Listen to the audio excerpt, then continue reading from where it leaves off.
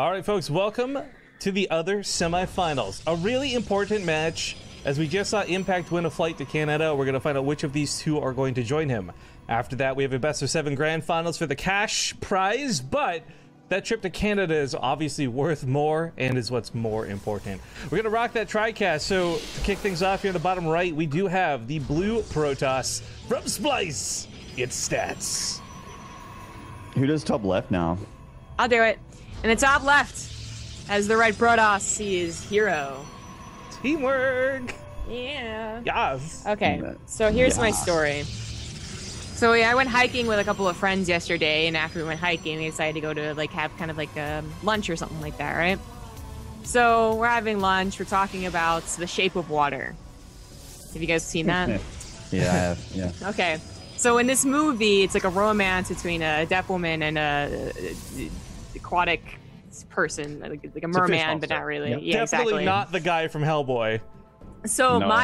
I was arguing because my friend really liked the movie. I was like, I liked the movie, but I really don't think they did a good job of making the guy like not animalistic. Like it still felt like she was in love with an animal, which they had different opinions of. And so we were talking, and they're like, well, is it because he was like an ape? And I was like, or how did it go? So we were finishing up our meal, and she was like, yeah, I guess I see your point, kind of. Like it's kind of like she was in love with an ape, right? Because he could do sign language and he could kind of understand when he did something bad, that type of stuff. And I looked at her, and the guy comes over to hand us our check, and I say, Stephanie, I don't think you should have sex with an ape, man. This guy just like, I came in at the wrong moment. I'm just gonna pretend I didn't hear that. He just hands us our check and walks off, and I'm like, my bad, man, my bad. But it was like he was having sex with an ape. The one Exactly thing I saw, what it was like. The one thing I saw related to this movie that I thought was so perfect was they're like, how is Guillermo del Toro's movie about having sex with a fish not Pacific Rim? Oh, I'm not sure. I'm not sure they were doing that. All right, real quick, Zombie, by the way, do you mind to, I don't know if you can turn your gain down just like ever so slightly, because, well, the story was thrilling. It was definitely peaking a little bit at the highlight moments of the my bad. Yeah, I guess I could. But some strange opening here, by the way, with herO having pumped out a lot of sentries very quickly, like more than one, coming up on number 3, and I don't know, like a Biogenesis is a really weird pick for a map, but I can kind of see where the advantage of force fields would come into play, especially like around here, right? But I mean, sentries in PvP, they're just not that. They're not really a thing.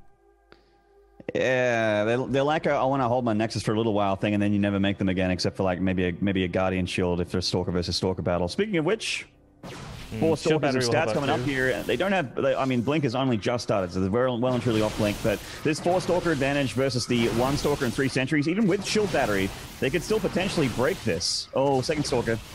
Yeah, he's already out of juice on the Shield Battery. These sentries really low. I mean, at this point, nice if you're not going to shield. cast those force fields, yeah, just throw down some hallucinations, anything to add to this Ouch. army. Ouch. It's so tough. I really like both herO and Stats. I actually do think like these guys plus Zest are all the best Protoss players in the world right now. I mean, I know everyone wants me to talk about Neeb, and God forgive me, but I really... Well, even Classy too. Like, it's just we see herO and Stats so often between Alima League and BTSL. It's like I get so familiar and comfortable with these guys. Everyone else melts away in my mind. So it's so heartbreaking that it is these two that come down to the wire. Yeah, I mean, they're a clash of styles as well. Stats is known for being like that macro guy. The defensive Protoss herO is known for being the crazy aggressive dude doing the weird shit. So, it's cool. It's cool, man. It's cool. It's cool, man, yeah. PvP, man. It's wild. This really sucks. It He is does pretty pick it up in the wild. Warp Prism. herO best known for his Warp Prism got Micro. Hard to do against Blink, though. This is always going to be a dangerous thing to save. And then he does save it. Almost feels Yes. like a waste to use the Shield Battery energy there. A couple of depths What a also scrub. sneak across. The probes Oh, going down. wow. 5. Wow. Yeah, herO getting some surprising depths in here. But maybe not. I don't think he dies. If he can warp in. Yo. Oh, okay. Warp Prism hurts. I mean, the prism, losing the prism kind of sucks, but I mean, it can still fast warp in for these pylons in the main and the front, but he needs to, that immortal is his saving grace right now. He wishes he still had energy on that shield battery. That would make things a lot easier, but as it stands, it does hold for now. That would have sealed the defense hardcore, but herO does still in a weird way get ahead from this, right? Army supplies aside for the moment, he's actually got an almost 10 worker lead from those couple of adepts that went across the map. This is great going forward because Stats is going to be playing catch up now. Despite having Blink, Blink's not going to be that effective against charge lots and immortals. Yeah, that's right. 2 immortals here just leading the charge. I don't even need support right now. They could actually bold. This is really bold. I don't like this. Oh no! This was something he could have done if that Warp Prism was alive. That was not worth losing the immortal over. Yeah, this was the second immortal. Yeah. Maybe take out the last 2 stalkers. I think it's one of them. Trying to. The Warp Prism comes out, but there's nothing for it to micro. There's no stalkers on the ground. The immortal's still coming out. These 3 stalkers are going to even up that worker count. They are. I guess if he still has enough economy to do the charge lot attack, then it could still even itself out again. But yeah, this was unnecessary. If he just stood back near shield battery, this wouldn't have happened. The thing was, like, he wasn't even reaching out to grab a stalker that was out of position, right? It was an adept of all things, so it wasn't going to do that much damage in the first place. Mm-hmm. It seems like it's still quite close, though, right? Like the worker count's not that far different. I mean, yeah, Stats has an advantage, but it's not a huge advantage. I just hope, because Stats is just as good as herO when it comes to Warp Prism micro. I want to see like a mortal versus immortal with them picking up and dropping those mortals like in a Warp Prism battle. It'd be so sick.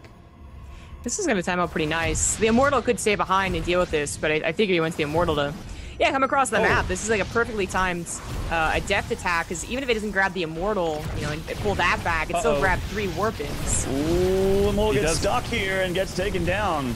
That Warp Prism micro, by the way, shuttled that immortal in range of the other one. Loses the prism though. That's not going to be good for the attack, but he might still have enough momentum. That immortal is a lot of damage. Yeah. Yeah. Maybe a second immortal. Stuff as well. Stats doesn't have a production. That's his problem right now. Not. This is going to depower that +2 as well. Oh no.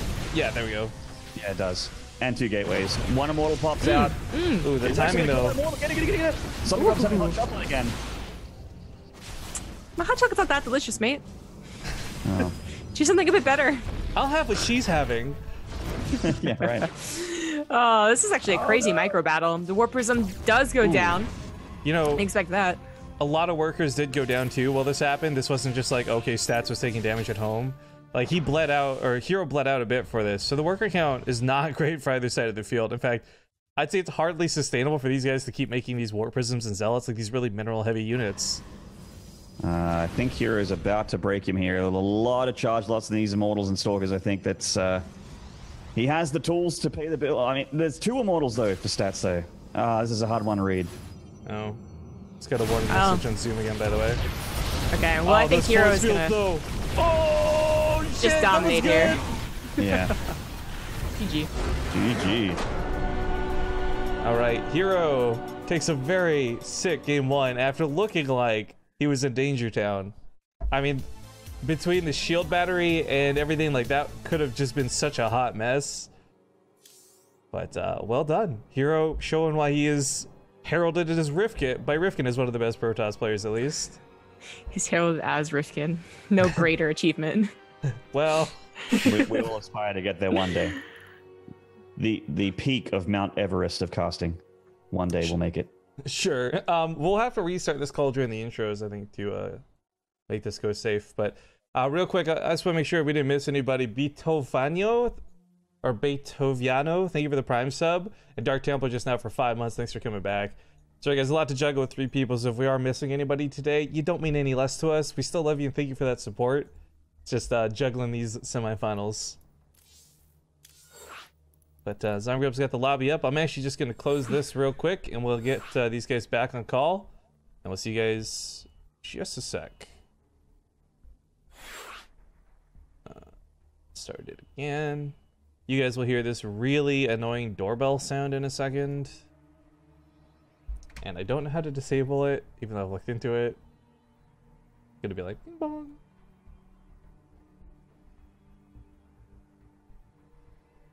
But as soon as we got him in here, we can go. There it is. Ah, it's so loud. Sorry about that, guys. I tried to warn everybody. And then, when Zombie comes in, should be good to go.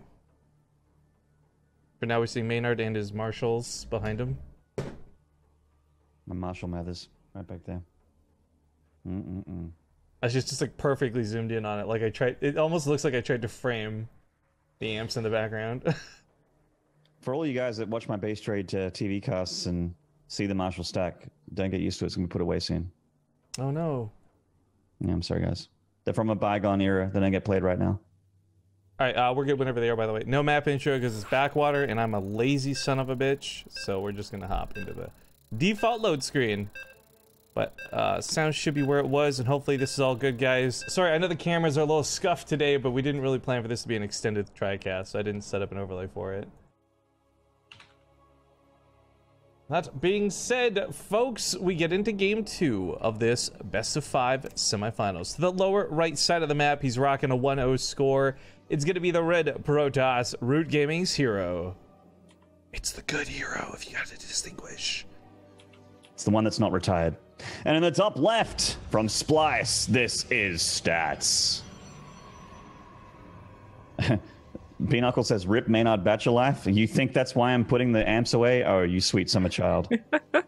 You sweet summer child. Got married, now you have a ball and chain. I don't know a lot about Maynard's wife, but what I have seen through Twitter is that she's hella supportive. So she would probably be like the last person to make him like hang up the guitar.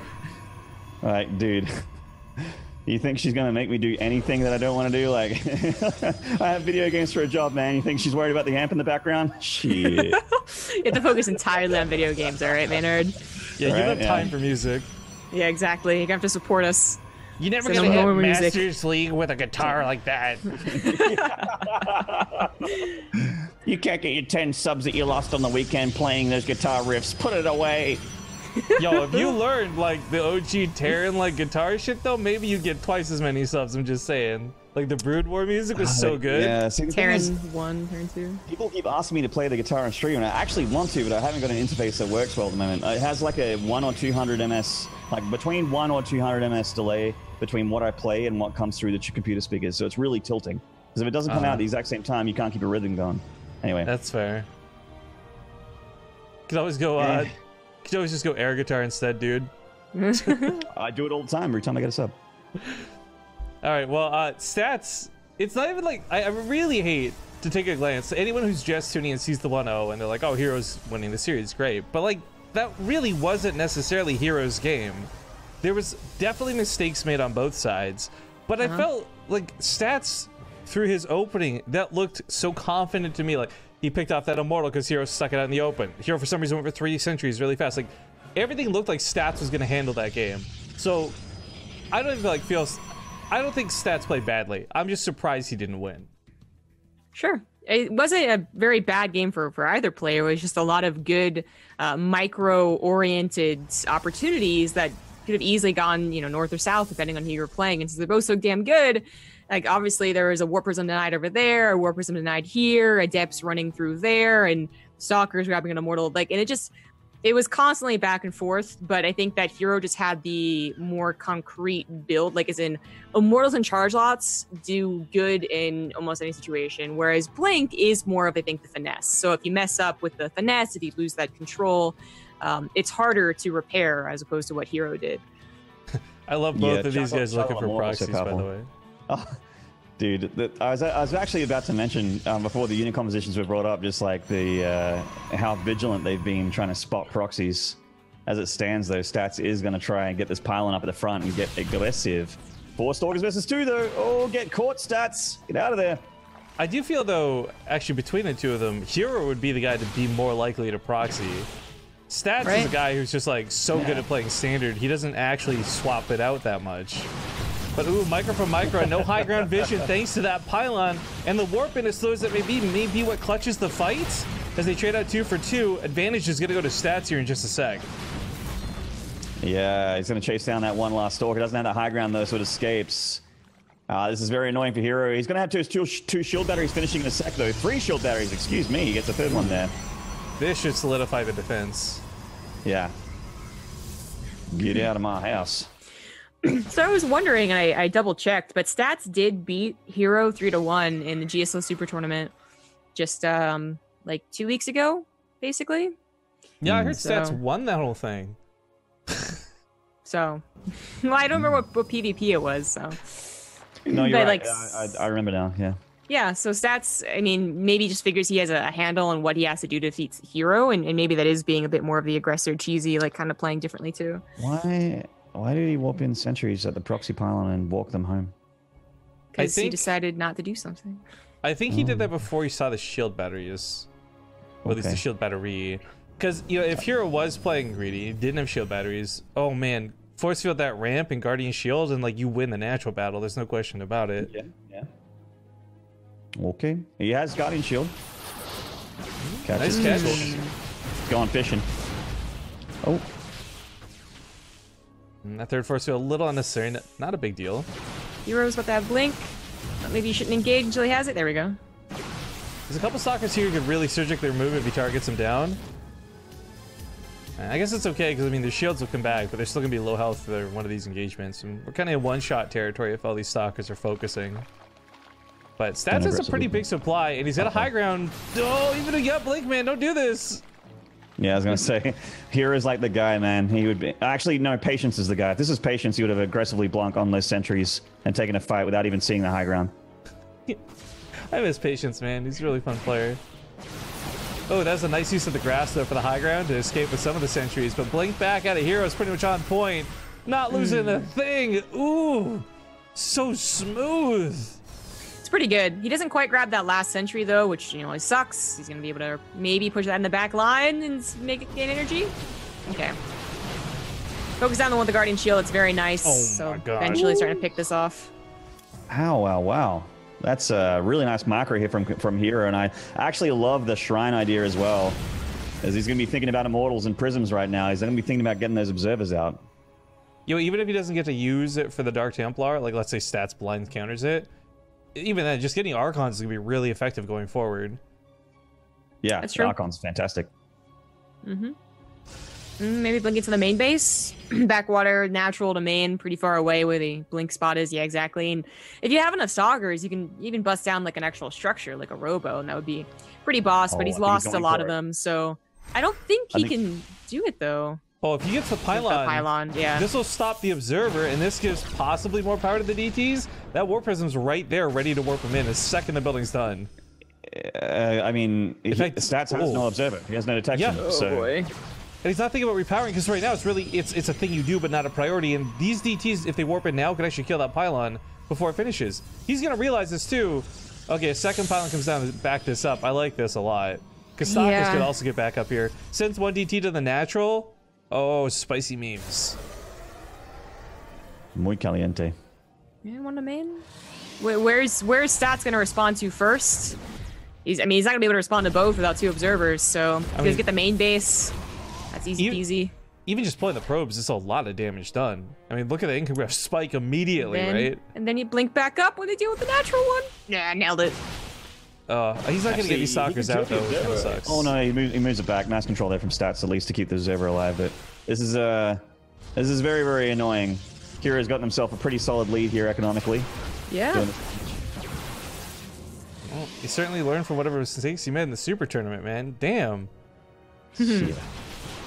Didn't get to really watch the PvP, so I have no idea how it truly went. But yeah, it does seem to be improving and getting maybe a 2-0 here, as he has found himself in a pretty big lead. I mean, 3 bases to 2. He's already got blink. He's already on his way to charge. Where Stats is really falling behind, not just worker-wise, but tech-wise. Even he's only just starting base-wise. Twilight Council. Yeah, that too. He's going to drop it right now, but with the possibility of Archons, I mean, Templar Archives is going down. He can already make Archons with DTs, but he's going to have that be-all, end-all PvP unit composition of Immortal, Charge Lord, Archon, and he's going to have a lot more of it before Stats can even hope to count those numbers. So the map is well and truly herO's, and he's going to probably decide where the next battle happens. Well, Stats can do something kind of interesting here. They're both heading towards classic charge lots and Archons. Obviously, herO's faster to the draw. But if Stats realizes this as he heads on into the main, If you could also throw down the Robo Bay and start going for disruptors instead, which have been making a huge entrance into the matchup lately. And I think, like, I know the meme is win behind Dark Shrine, but lately, like, win behind, go disruptors. Or just try and hit a timing. But he's going to be hitting this timing without a charge, so I don't feel like this timing is actually going to be in his favor, despite being slightly up in army supply with, you know, +1, maybe ahead. I mean, it's so close to finishing for herO. Yeah, hero's got to have that finish in time. I don't like this attack at all from Stats. He's going to have a pretty flimsy looking army. He's going to get some Archons in here, but a big warp into charge lots, another Immortal here from Stats. And if he, I mean, from herO, and if he just hangs at the shield batteries, how does Stats break him? Maybe the Prism in the main? You can pull them apart. If herO picks off that Observer, you just go DTs and win. Oh, never mind. Not gonna happen. Well, that's the beginning of the comeback. I still don't see how Stats is going to be able to pressure this. And because it's backwater, it's not like he's delaying a third base from herO. Like, I think he wanted to do the attack, saw that it wasn't possible, so he does find it on his third, but I mean, it's so late now. He's down by 18 probes. That pylon is in control of a lot of buildings. Although, yeah, I'm not sure. It's obviously lack of one Immortal could be difference maker in some situations. It's not in this one. Good moves. If he had targeted on the Immortals, like, obviously he could have taken a trade, but getting that Warp Prism guarantees Stats goes home. Yeah, Stats is actually in big trouble here after that move got kind of botched there. Really could have used those Immortals, man. Now he's going to be 1 Immortal against the 5 of herO. That's incredible amount of damage that he's missing in this army. Look how much little damage output he's got going in this army. He's even behind in upgrades. Well, he's slightly ahead in +2 actually, but the Immortal count is really the big deal. I feel like how much little damage is really close to a Rifkin way so good. Not quite, so but almost. Heaps way so good up there. Yeah. Heaps. Oh, I love that Australian word, man. Heaps. Heaps. Heaps, mate. Heaps. All right, Heaps? well. How's an Australian word? 18 to 12. That's the way to use it. I don't know. Just roll with it. Let him say things. It's his channel. it's a lot of stuff's close, but the Immortal count isn't. This is where hero's got the big lead. It's 6 Immortals to 1. Oh God.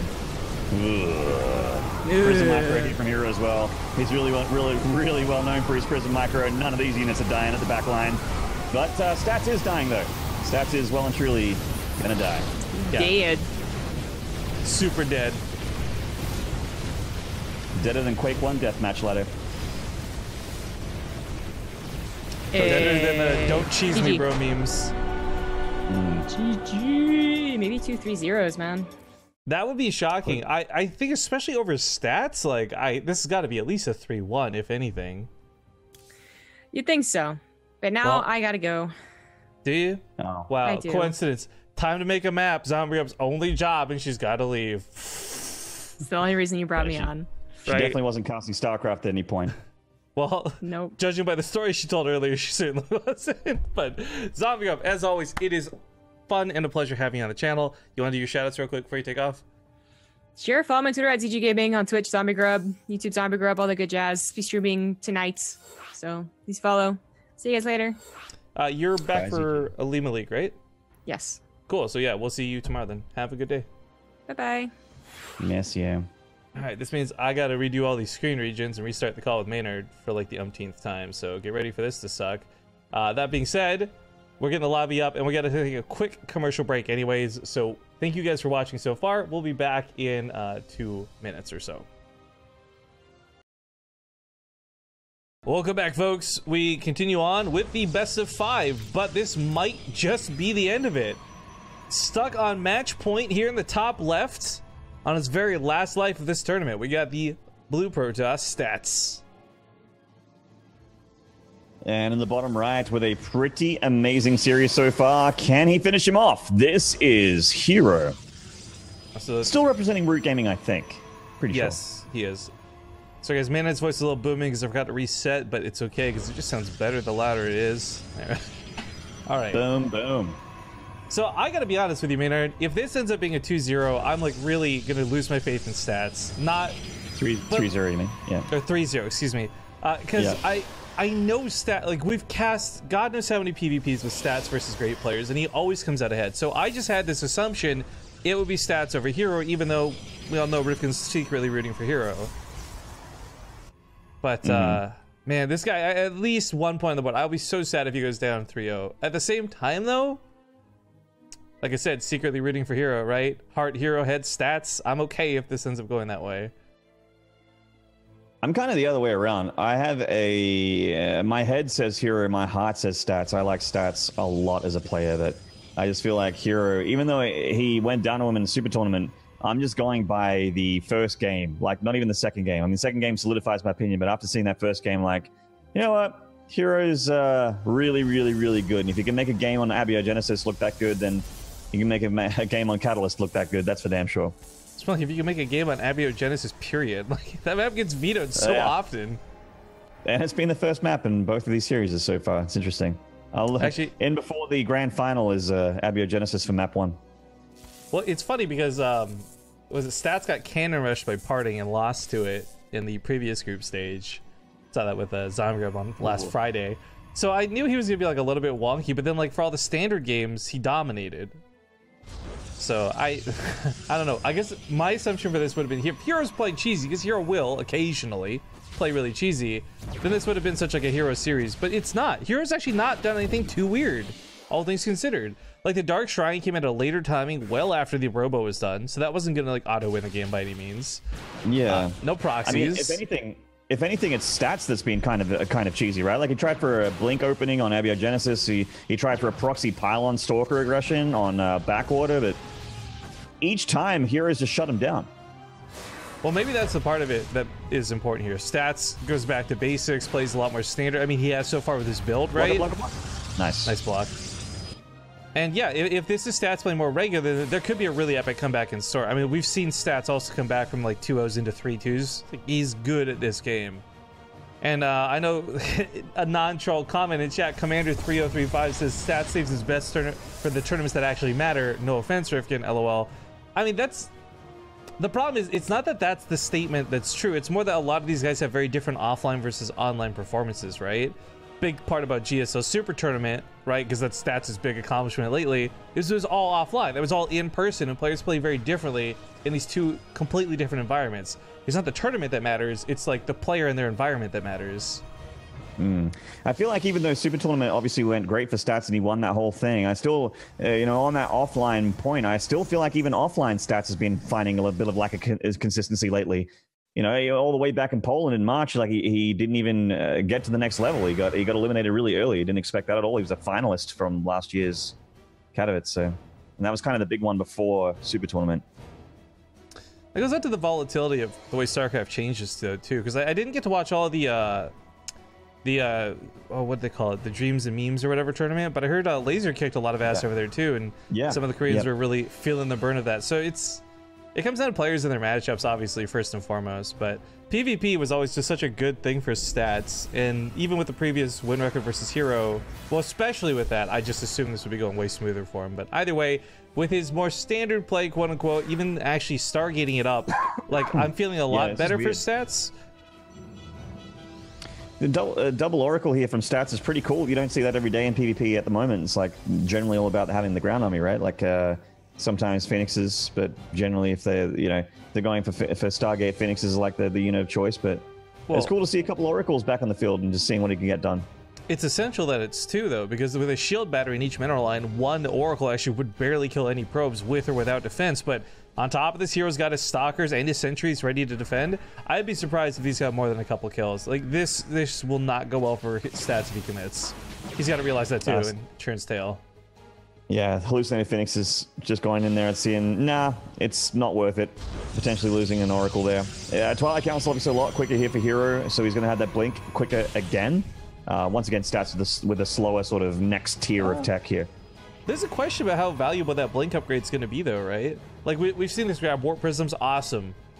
But this is an army for Stats that starts with a Stargate but goes into, like, Charge Lot Archon. Or even just Charge Lot Immortals, or really just basically things blink won't be that big of a deal against. So it'll be nice to have for herO, but in doing so, this takes longer to get other upgrades out. Maybe he's going blink because he feels like there's going to be like more Phoenixes or more Oracles or something like that. Chasing down the Stargate units a little bit easier.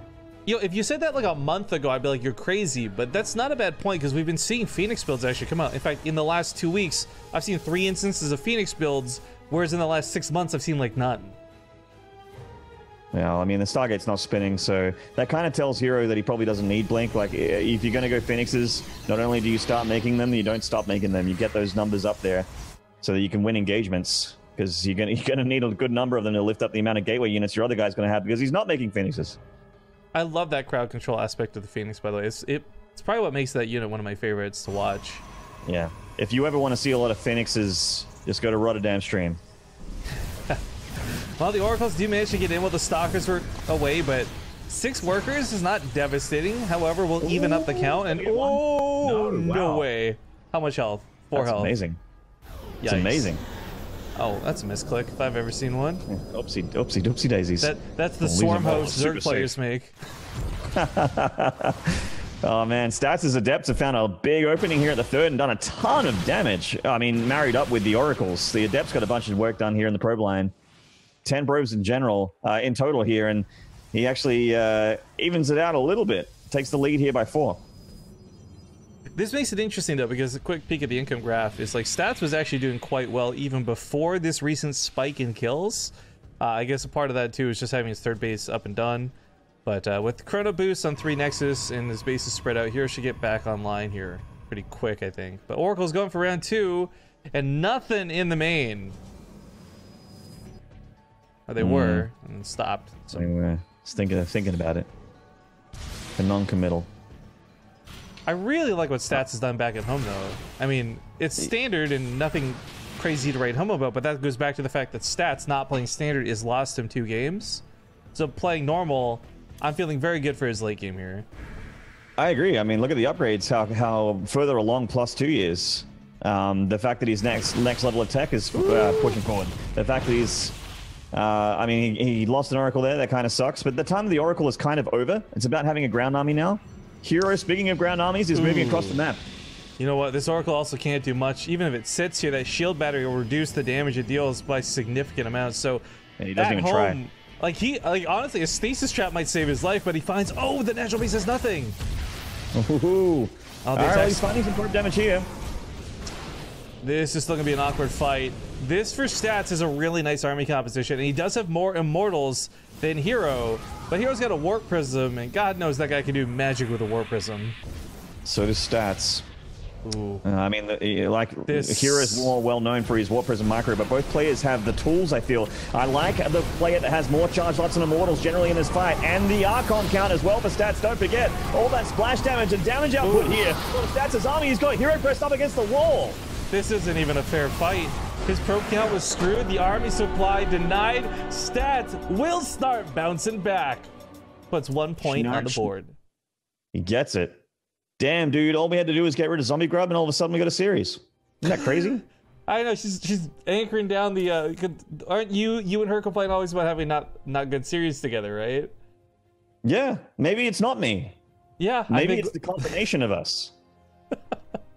Well, whatever the curse may be, it's not in effect yet. We're going to go to Black-Pink for the next game. So let me get this set up real quick, guys. But this, I just want to quickly mention to any of the fans who, I know a lot of you are tuning just for the Korean players. You couldn't give a fuck about the casters or the tournament. You're just here to either bet on matches or cheer on your favorite Koreans. There is still a whole nother portion of this tournament playing out. Let me invite Stats in here on Maynard. And that's the European groups. Group D gets played out this week, and we'll find out who goes on to the second stage of groups, which will play out, I think, just after Nation Wars concludes. So there's still a lot more to see, and 2 more players beyond the Koreans to fly out to Canada. We'll be flying 4 people total from around the world. Yeah, so it's pretty sick. Once again, a lot of that has to do with the fact that you guys have been so supportive of this tournament through Match Arena and otherwise. Yeah, so. I mean, a lot of people see that 20K number and be like, how's the prize pool so small? And not realizing, like, we're putting a lot to make sure we get a lot of great players coming out for this. But, yeah, I mean, you got to put money towards the players. The casters go first class. Like, it's... Oh, yeah. And don't forget our luxury meals and penthouse hotels that we'll be staying in. Happy ending massages every 3 hours. Like, all kinds of really lucrative shit that the casters are getting at this tournament. You know, jokes about massage. I've never obviously been working at these big events, so I don't know how catered or pampered you guys get. But at North by Northeast, they covered the cost of a massage I got because my neck got screwed up from the horrible bed they put me in. And I gotta tell you, man, I never felt more relaxed casting than having a friggin' massage before you go on stage. That was so nice. I mean, well, just before we intro the players, we get them at Poland because it's such a long tournament. Usually in the middle of the tournament, there's like a 1-day break when you're switching from one arena to a different location. And that's the day when we got shouted a massage last year. But unfortunately, it was like a guy that was really angry at his job and he hated his life. So he kind of just punished us. He didn't actually massage us properly. I have a follow-up to that, but let's get the intros done first. In the top right, still coming back from defeat and still on his last life, but with a point now on the board, we got the blue Protoss stats. Brilliant play there in Catalyst. In the bottom left, brilliant play in game 1 and 2. This is Root Gaming's herO. So I got really upset about the massage I got, actually. And in fact, for 45 minutes out of the 60 minutes I got, I was like mad. Because it was like this old Chinese dude who like didn't cut his nails. So like I could feel it digging into my skin. Gross. But no, it's terrible. Oh god. Yeah, go on, sir. Right around 45 minutes is when it kicks in and the endorphins start flowing and you start feeling good. And you've just forgotten about how angry and grumpy you and horrible and hurtful the massage was up to that point. And you walk out of it in bliss.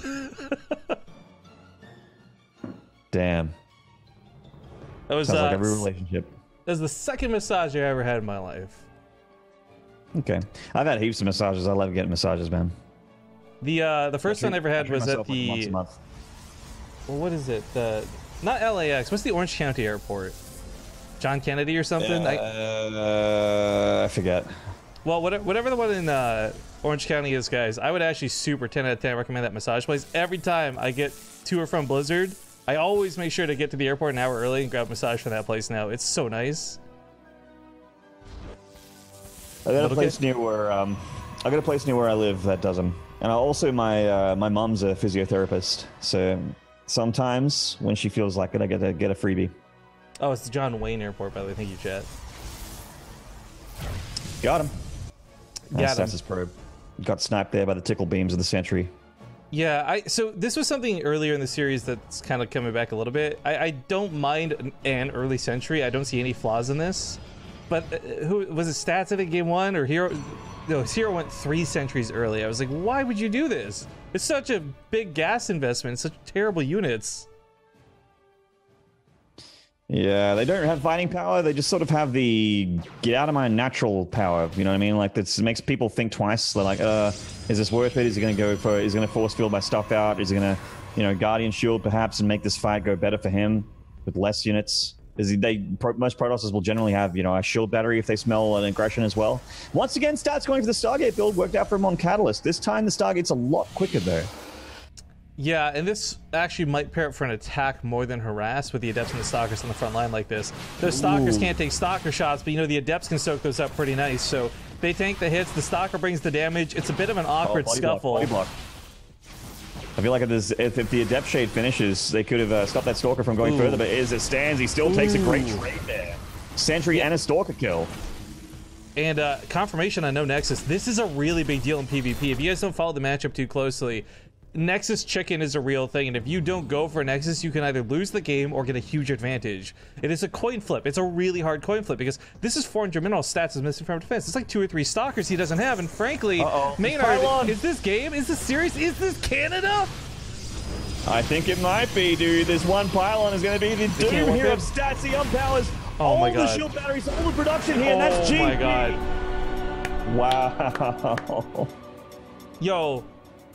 I'm really sad Stats lost just now, but I'm also super stoked that herO's coming to Canada, man. Yeah, I mean, congratulations, herO. He's going to be joining Impact on the plane.